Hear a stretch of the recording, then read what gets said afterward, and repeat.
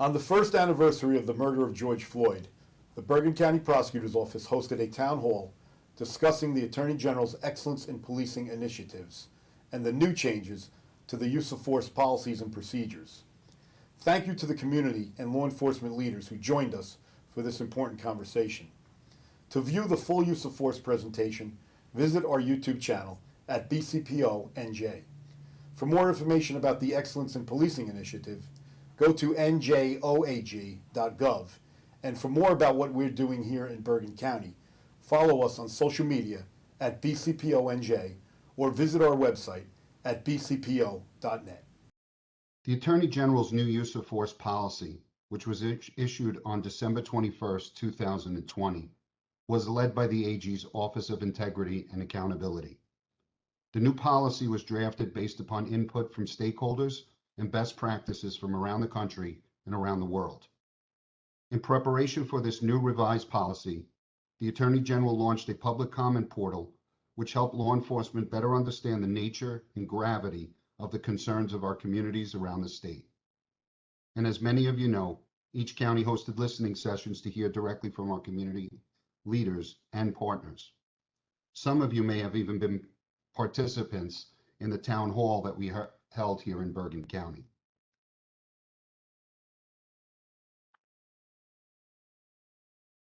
This new policy applies to all 38,000 of New Jersey's law enforcement officers and involves three main components: policy, training, and monitoring.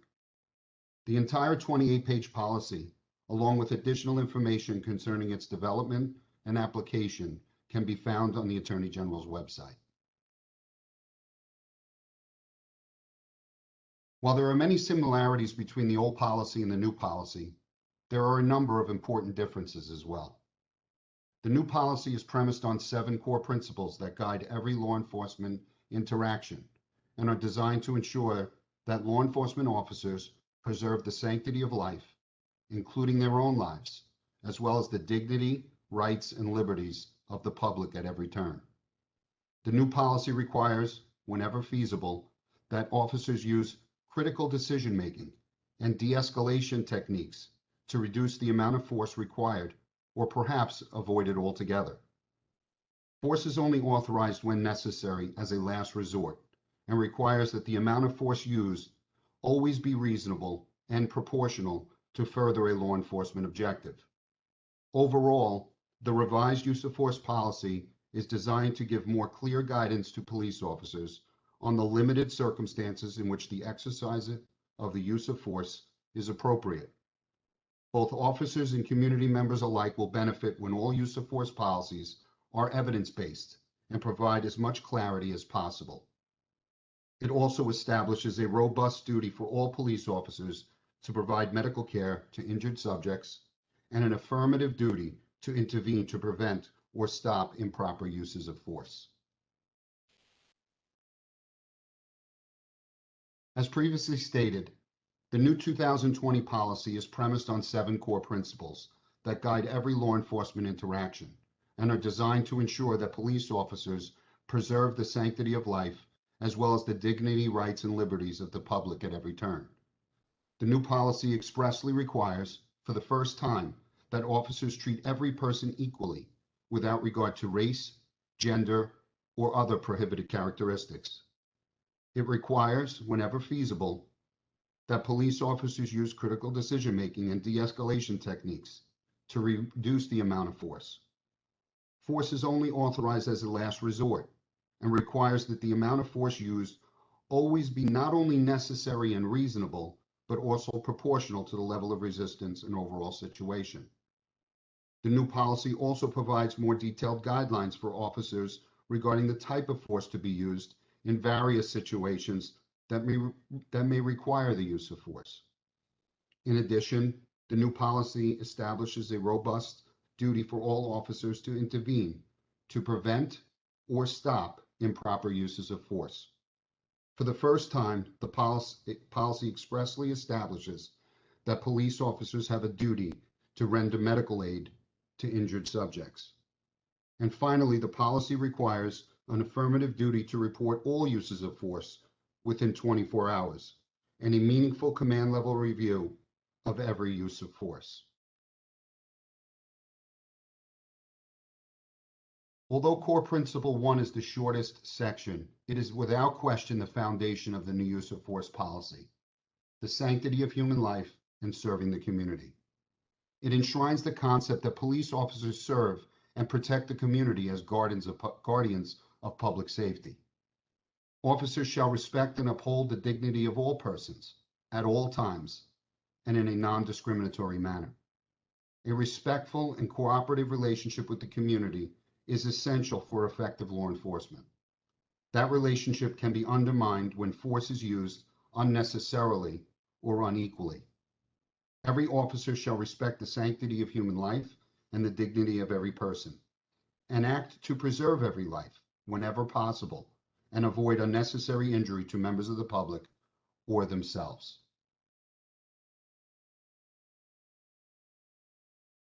As we all know, one horrible cell phone video can undo 1,000 successful police encounters with the public.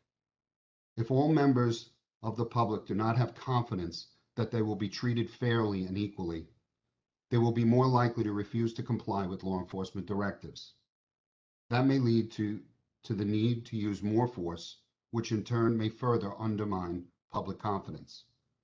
Community support through compliance to officers' commands and through cooperating when they are witnesses to a crime is vital to the success of law enforcement. Every life has value, and every effort should be made for everyone to be safe, officers, subjects, and other members of the public alike. Every person is entitled to be treated with dignity, even the guilty, even those against whom force can and should be used. That is one of the difficult tasks of being a law enforcement professional. Whenever possible, every effort should be made to preserve life. That is why deadly force is an absolute last resort. However, we must keep in mind that police officers are never required to put the subject's life over their own. In carrying out their duties as guardians of public safety, police officers shall at all times treat every person equally without regard to the individual's actual or perceived protected characteristic, such as race, religion, or gender identity or expression. The new policy requires officers to treat everyone without intentional discrimination. It also requires conscious self-awareness, training, and reflection to avoid implicit bias. To ensure that we adhere to this principle, the Chief Law Enforcement Executive must do an annual evaluation of the agency's overall use of force, including whether that force is being applied in a non-discriminatory fashion. Core Principle 2, Force as a Last Resort and Duty to De-escalate. Both the old policy and the new one require that force be used as a last resort. The old policy provided, as a general principle, that force should be used as a last resort. The 2020 policy provides more detailed guidance that force shall only be used to accomplish lawful objectives that cannot reasonably be achieved through verbal commands, critical decision-making, and tactical deployment or de-escalation techniques. The new policy expressly states that force shall never be used as retaliation or as punishment. Importantly, officers should not attempt to resolve every incident immediately by resorting to the use of force. If slowing down the pace is viable and can be accomplished without creating an immediate threat to the public or placing officers in unreasonable danger. We have seen numerous instances where officers have rushed to immediately resolve a situation where there was no threat to anyone, only to create a danger to themselves and lead to the need to use greater force, even deadly force.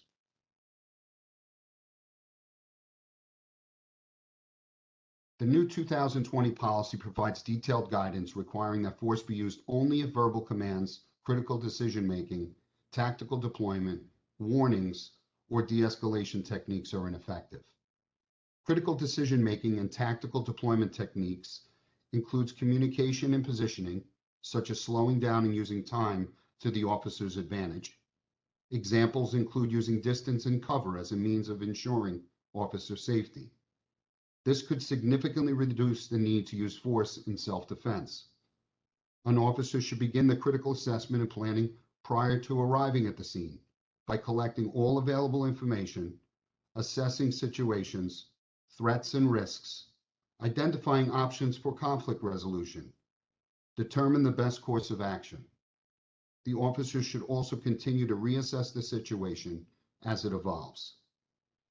De-escalation is the action of communicating verbally or non-verbally in an attempt to reduce, stabilize, or eliminate the immediacy of a threat. De-escalation may also be used to create the time needed to allow the situation to resolve itself, or to position additional resources to resolve the situation with the least amount of force necessary. Techniques such as active listening, calming communications, gestures and facial expressions, and avoiding the display of weapons are proven ways to reduce violent encounters. Warnings and an opportunity to comply. Whenever feasible, before using force, officers shall provide clear instructions and warnings. They should state the consequences of refusing to comply with a mandatory directive, including that force will be used unless the person complies. And they should give the suspect a reasonable opportunity to comply with the officer's command. Officers should consider an individual's mental, physical, developmental, intellectual disability, or other conditions such as age or language barrier of the suspect that may affect the person's ability to communicate or comply. This includes, when feasible, considering the factors listed or other factors beyond the individual's control. In addition, the new policy outlines various techniques for resolving situations without the need to use force when dealing with those with special needs. This can be as simple as speaking in a non-threatening tone, giving simple directions, and keeping the subject in a limited area. It also includes calling for additional resources such as specially trained mental health providers or negotiators.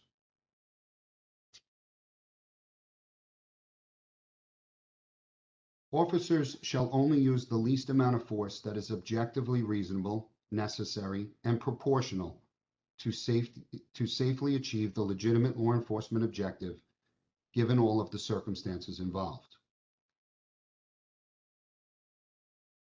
Proportionality is one of the best examples of how the new 2020 policy provides officers with more clear guidance on when and how much force is appropriate. It is important to point out that here we are talking about the use of non-deadly force. Deadly force is addressed in Core Principle 4. The old policy simply stated that the level of non-deadly force used to overcome physical resistance or the threat of resistance by a subject is that which was reasonable and necessary. In the new policy, in situations where officers are justified in using non-deadly force, officers shall use only that degree of force that is reasonable, necessary, and proportional considering the totality of the circumstances. When evaluating the level of force that is necessary in a given situation, officers should consider the subject's mental and physical condition, the nature of the offense, and most importantly, the level of resistance or threat known to the officer at the time. It is critical that we all understand that proportionality does not mean that an officer must use force that is equal to the type and intensity of force being used by the subject. When I teach this point to new police officers, I often explain to them that the law allows a police officer to use slightly more force for a reason. And the reason is we want violent encounters between the police and a suspect to end quickly with the least amount of injury to the suspect and the officer. The best example of this is when two police officers work together to gain control and handcuff a subject. Clearly, 2 against 1 is not equal force, but when used lawfully and proportionally, the subject can be controlled much faster with less injury to everyone involved. Again, The old policy lacked specific guidance for police officers when deciding whether or not to use non-deadly force. The reasonable and necessary standard was all that existed. The new policy, however, provides detailed guidance on this issue and sets forth a non-exhaustive list of factors that a police officer should consider when faced with this most important decision. As you can see from the factors listed, there is a lot for police officers to observe and process while making these critical decisions. It is important for all of us to keep in mind that these encounters evolve rapidly. Often, police officers find themselves in situations where the immediate use of force is absolutely necessary. However, when feasible, officers should rely on their de-escalation training and tactical advantage as time allows. Again, as you can see from this list of factors, the new policy emphasizes when an officer is dealing with minor offenses, such as a motor vehicle violation or a local ordinance violation, practicing procedural justice techniques, such as explaining the officer's actions and responding to questions before resorting to force, is particularly important. In an effort to provide more guidance to help officers decide what level of force is appropriate in a given situation, the new policy specifically states that the level of resistance that an officer encounters is a key factor in determining the appropriate amount of force that may be used in response. Generally, the amount of force that is permitted depends on the level of resistance. The less resistance an officer faces, the less force he or she should use. The new policy defines the 5 levels of resistance you see listed on the screen and provides specific examples of what type of non-deadly force may be appropriate for each one. It goes without saying that police officers should not use force against a cooperative person. Likewise, if someone is only passive resisting, such as refusing to get out of a car, force such as strikes or punches is not permitted. However, when an individual is actively resisting, strikes by the officer with his or her hands may be appropriate depending on the circumstances, but never to the head or face of the subject. With a threatening assailant or active assailant, the force again should be proportional to the level of force the officer is facing. Here, strikes to the head or face of a subject with the officer's hands may be appropriate, but any use of a baton to the neck or face of a subject will always be considered deadly force and should only be used when deadly force is allowed.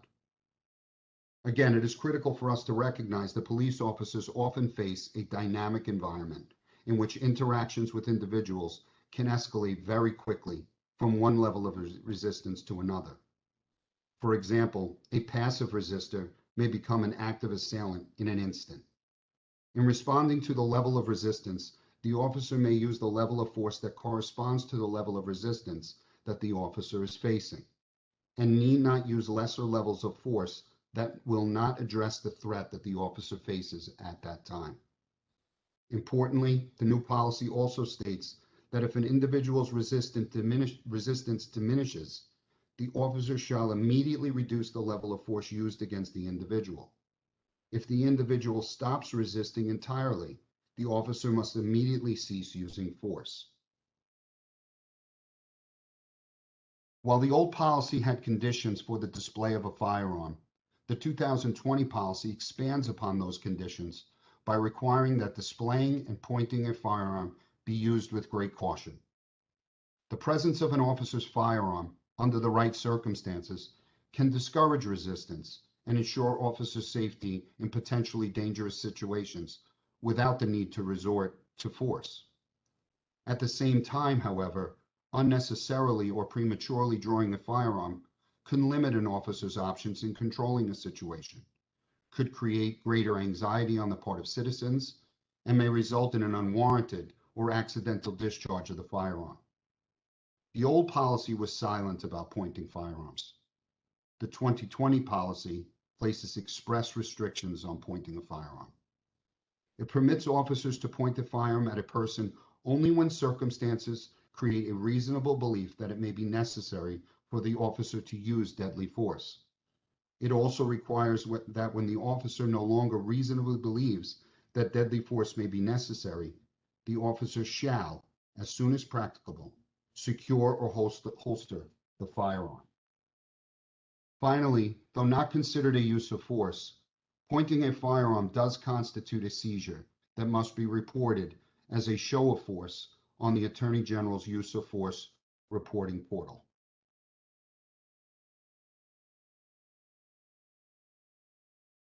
Core Principle 4. Deadly force shall only be used as an absolute last resort and in strict compliance with this policy. Other actions by police officers that create a substantial risk of death or serious bodily injury must be avoided or employed only under the strictest of conditions. Under both policies, police officers may only use deadly force when the officer reasonably believes such action is immediately necessary to protect the officer or another person from imminent danger of death or serious bodily harm. Imminent danger is defined as threatened actions or outcomes that are immediately likely to occur during an encounter, absent action by the police officer. It is important to understand that the period of time involved is dependent on the circumstances, and it is not the same in all situations. In addition, the threatened harm does not have to be instantaneous. For example, imminent danger may be present even if a subject is not at that instant pointing a weapon at the officer, but is in the process of turning toward the officer with the gun. Here, the suspect can fire at that officer within seconds. Conversely, a man armed with a knife, whom is located 30 feet away from the officer and behind his patrol car, does not pose an imminent threat to the officer simply because he raises the knife toward the officer. Under the new policy, deadly force includes the following potential lethal actions: applying a chokehold or carotid artery restraint or similar technique that involves pressure on the neck, sitting, kneeling, or standing on a person's chest, back, or neck for a prolonged period of time, intentionally driving a vehicle at or in the direction of a person with the intent to strike the individual, and using a baton or weapon to intentionally strike an individual in the head or neck area. While the previous policy did not specifically address chokeholds, the revised policy bans the use of chokeholds except where deadly force would be authorized. For example, an officer is being choked by a subject and the only means of avoiding death or serious bodily injury is to choke the subject in return. The revised policy states that police officers must recognize the heightened risk of positional asphyxiation and compression asphyxiation during restraint, and be alert to any actions that must be immediately taken to avoid or minimize the risk of asphyxiation. Positional asphyxia can occur when a person is restrained, handcuffed, or left unattended in any position that impedes their ability to breathe normally, particularly in a prone position. As soon as handcuffed and restrained, a person should be immediately rolled to the side and taken to an upright position that does not impede the mechanism of normal breathing. This requirement is especially important when the subject is handcuffed face down in the prone position. Under the revised policy, police officers must adhere to strict requirements before an officer may use deadly force. When feasible, officers shall attempt to de-escalate situations, issue verbal warnings, or use non-lethal force with the goal of resolving encounters without using deadly force. Officers shall not use deadly force if a reasonable, available alternative will avert or eliminate an imminent danger of death or serious bodily injury and achieve the law enforcement purpose safely. When feasible, prior to using deadly force, the officer shall identify themselves as a law enforcement officer and give a clear verbal warning to the suspect that the officer will use deadly force. An officer shall not use deadly force when the use of deadly force creates a substantial risk of injury to innocent persons. Compared to the old policy, the 2020 policy provides much needed guidance on shooting at or from a moving vehicle. There is an awful lot to unpack here. Suffice it to say that officers should never position themselves in front of moving vehicles or one that is likely to move. In addition, Officers shall not shoot at a vehicle in self-defense and should move out of the way whenever possible. However, when an officer is shooting at a vehicle to protect an innocent person, such as in a terrorist attack, an officer is given greater latitude. As to high-speed vehicular pursuits, there is an entire addendum to the policy addressing when officers should chase cars. The most significant change to the pursuit policy is that a pursuit may only be initiated with a supervisor's express approval, and the pursuit must be terminated unless a supervisor affirmatively authorizes it to continue. For Principle 5, police officers have a duty to intervene when another officer is using force illegally and to report all incidents involving the use of force by fellow officers. In the revised policy, every officer, regardless of rank, title, seniority, or status, has an affirmative duty to take steps to prevent any use of force that is illegal, excessive, or otherwise inconsistent with such policies, regulations, and laws, if possible, before a fellow officer uses excessive, illegal, or otherwise inappropriate force. Every officer has a duty to immediately report any improper use of force. Any officer who observes or has knowledge of a use of force that is illegal, excessive, or otherwise inconsistent with this directive or departmental policies must notify a supervisor as soon as possible and must submit an individual written report to a supervisor before reporting off duty that day, as soon as the officer becomes aware of the misconduct. Core Principle 6. Police officers have an affirmative duty to render medical aid to injured suspects. The duty to render aid was not specifically addressed in the previous policy. The new policy requires that after any use of force and when the environment is safe, officers shall promptly render medical assistance to any injured person consistent with the officer's training. The officer shall also promptly request emergency medical assistance for that person if needed or requested. Officers also have a duty to monitor individuals for potential medical intervention after any officer uses force. As you may recall, our earlier discussion on positional asphyxiation and the obligation to get handcuffed subjects to a sitting position is part of this duty to render aid and care. For Principle 7, police officers have a duty to report and review all incidents involving the use of force.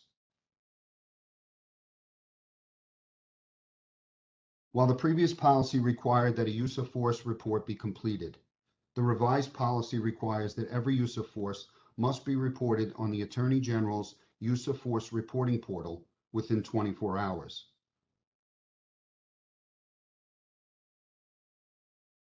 The detail that the officer must report is extensive. In addition to reporting the incident, each incident must undergo a meaningful command level review. As I mentioned earlier, thorough and meaningful review of use of force incidents are vital to ensuring a positive law enforcement and community relationship. The command level review shall be undertaken by at least 2 levels of supervision, with one reviewer being 2 levels or more above the subject officer. The review shall include an exam of all available sources of information, including video, reports, law enforcement and civilian statements, and medical records of injured parties. The review shall also include an analysis of whether force was used in a non-discriminatory fashion to ensure equity across all protected classes. In addition, each law enforcement chief executive must annually review the overall use of force by their department to ensure compliance with the policy and report to their respective county prosecutor's office. This review shall include analytics from the AG's use of force portal, random audits of body-worn cameras and other available videos, internal affairs complaints, and an analysis of use of forces to ensure that there are no patterns of discrimination within the department. Based on the review of each department's use of force reports, the Chief Law Enforcement Executive shall determine whether changes in departmental structure, policy, training, or equipment are appropriate. Upon completion of his or her review, the department's executive shall provide a written report documenting the annual review to the county prosecutor. And finally, the county prosecutor and each statewide law enforcement agency shall make its report to the Attorney General's Office of Public Integrity and Accountability. The clear purpose of these new Attorney General reporting requirements is to provide true transparency to both the law enforcement community and society as a whole. New Jersey is now tracking every use of force by an officer anywhere in the state. A version of the portal is now available through the Attorney General's website, and officers are currently reporting all uses of force on the portal within 24 hours as required. With this new, detailed, real-time data, officials will have the needed tools to analyze use of force trends, including looking for racial disparities. This will also help illuminate areas where additional training may be necessary as we move forward in this new era of community policing. The Attorney General's new 2020 use of force policy takes effect on January 1st, 2022. The primary reason for his decision to implement the policy a year after he unveiled it is the need for updated training for all 38,000 active police officers across the state. Written policies and clear guidelines are the first step in changing the way we carry out this extraordinary responsibility to serve and protect all of our communities. But without thorough and effective training, words alone cannot change the way police officers interact with our communities and change the culture of how we approach policing here in New Jersey. I can tell you that the new training program is extremely robust and will include 3 days of in-person, scenario-based training for all active police officers. I can also tell you that here in Bergen County, we have already incorporated this new policy into our training of new police recruits attending our police academy this year. Changing the way we approach policing from this day forward will clearly take a lot of work in the months and years ahead. But I can assure you that the Attorney General and the Bergen County Prosecutor's Office remain committed to this new policy, and we will do everything within our power to ensure that our communities and our police officers remain safe. Thank you.